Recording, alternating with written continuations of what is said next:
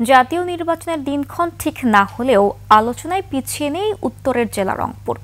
এরই মধ্যে শুরু হয়ে গেছে বিভিন্ন দলের প্রার্থীদের দৌড়ঝাঁপ। নানা কৌশলে গণসংযোগ করছেন তারা।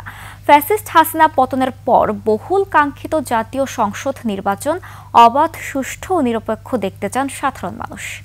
আলী হায়দার রনির ক্যামেরায় রংপুর বিভাগীয় প্রতিনিধি লিয়াকত আলী বাদলের তথ্যে ডেস্ক রিপোর্ট। একনল অ্যাডভান্সড হাইজিন সোপ, এবার জীবাণু ধুলাবালি ঘাম ক্লিন বোল্ড। ফ্যাসিস্ট মুক্ত নতুন বাংলাদেশে হবে জাতীয় সংসদ নির্বাচন। ভোটারদের দৃষ্টি আকর্ষণে শুরু হয়ে গেছে রাজনৈতিক নেতাদের নানা তৎপরতা। বিএনপি, জামাত ছাড়াও এবার মাঠে আছে নতুন দল জাতীয় নাগরিক পার্টি এনসিপি।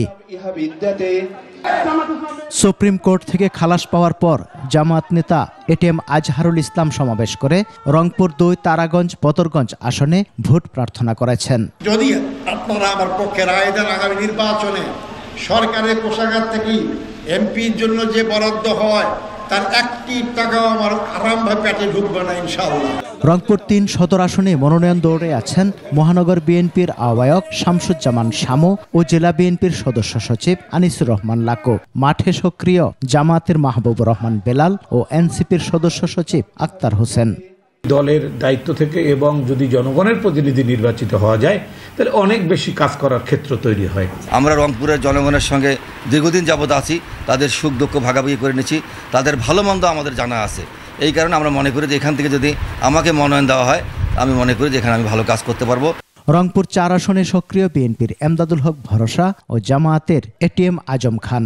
রংপুর ৩ ছাড়াও এ আসনে তৎপর এনসিপির আক্তার হোসেন।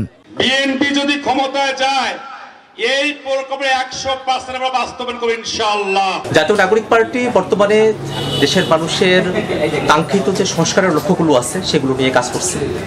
নির্বাচনের সময়কাল যখন ঘনিয়ে আসবে সেই সময়গুলোতে নির্বাচন বিষয়ক যে আমাদের পরিকল্পনা এবং অন্যান্য যে বিষয়গুলো আছে সেগুলোকে আমরা স্তরে স্তরে আমরা জনগণের কাছে স্থাপন করব। এছাড়া রংপুর ৫-এ বিএনপির নিক্সন পাইকার ও রংপুর ৬ পীরগঞ্জে সবুজ সংকেত পেয়ে এলাকা চষে বেড়াচ্ছেন জেলা বিএনপির আহ্বায়ক সাইফুল ইসলাম। জেলার ৬টি আসনে সাধারণ ভোটারদেরও রয়েছে নানা হিসেব নিকেশ। ৫ আগস্টের পর যেটা সুযোগ পেয়েছি দেশ সংস্কারের, এই সুযোগটা আমাদের কাজে লাগানো উচিত। অন্তর্বর্তীকালীন সরকার নির্বাচনের পরিবেশ সুষ্ঠু করবে, এটাই দেশের মানুষ মনে করে। যোগ্য ব্যক্তিকে ভোট দেব, যিনি আমাদের দেশের জন্য উন্নয়ন করবে, দেশের কথা ভাববে, আমরা তাকেই ভোট দেব। আগামী নির্বাচনে সৎ ও যোগ্য প্রার্থীদের পক্ষে থাকার কথাও জানান তারা।